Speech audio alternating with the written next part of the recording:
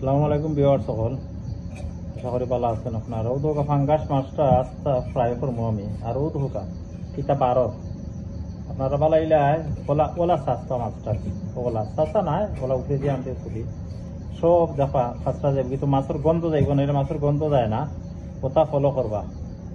ধোকা মাছটি ওলা ওলা কাটি দিয়ে পিস পিস ওলা পিস পিস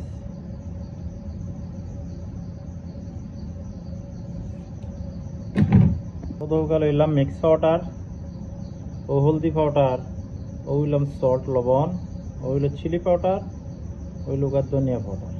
ওগুলোর আমি এখন মিক্স করে নিলাম। এখনও মিক্স করে নিলাম।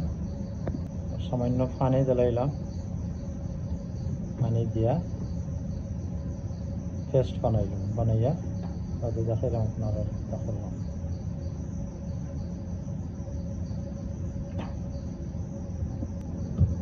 মাছটা কীভাবে ইয়ে করছি,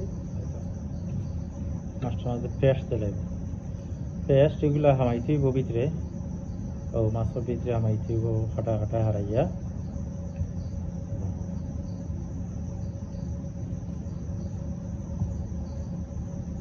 মাছটা আমি একটু ও দরকার তেলও ছাড়াই দিলাম।